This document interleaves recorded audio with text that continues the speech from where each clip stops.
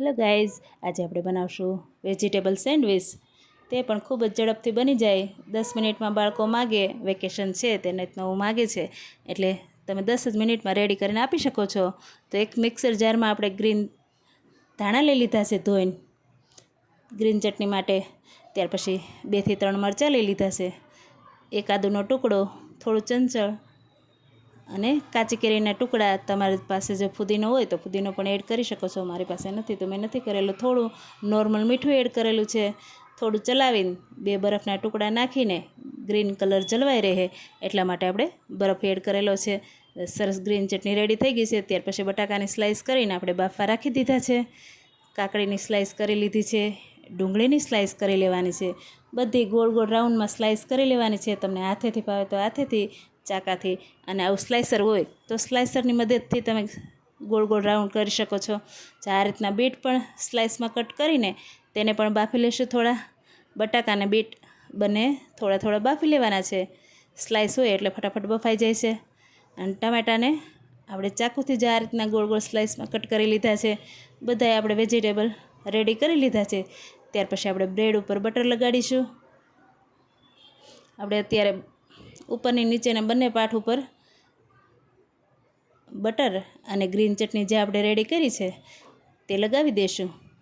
તમે સેન્ડવિચની જે special સેન્ડવિચની bread આવે છે તે પણ લઈ શકો છો. અત્યારે આપણે નોર્મલ બ્રેડ લઈ લીધી છે.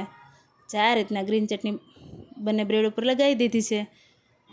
ત્યાર પછી આપણે વેજીટેબલ લગાવશું તો તમને જે કોઈ ભાવતા હોય તે લગાવી શકો છો. અત્યારે આપણે કાકડીનું લેયર્સ કરેલું છે.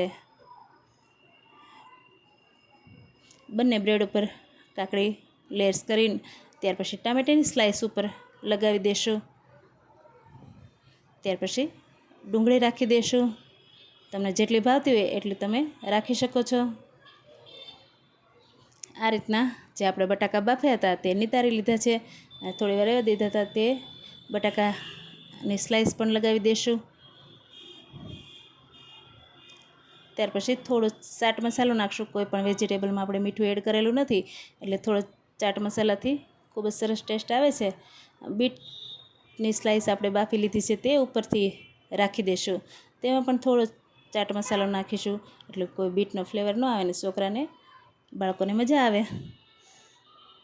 બીજી સ્લાઇસમાં આપણે બટરને ગ્રીન ચટણી લગાવી દીધી છે તે પણ ઉપરથી ઢાંકી દઈશું.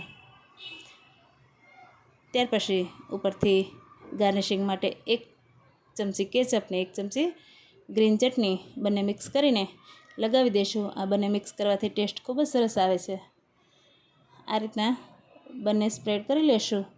ત્યાર પછી ઝીણી સેવથી ગાર્નિશિંગ કરીશું. તમારા બાળકોને ખૂબ જ ભાવશે આ સેન્ડવિચ અને ઝડપથી રેડી પણ થઈ જાય છે અને કાચું સલાડ પણ ખાવા મળશે. બીટને આવું ન ખાતા હોય તો આ રીતના તમે આપશો એટલે ઝડપથી ખાઈ લેશે. આ રીતના નરમ હાથેથી કટ પણ થઈ જશે. આ રીતના 4 સ્લાઇસમાં આપણે કટ કરી લીધું છે અને એક પ્લેટમાં આપણે સર્વ કરીશું.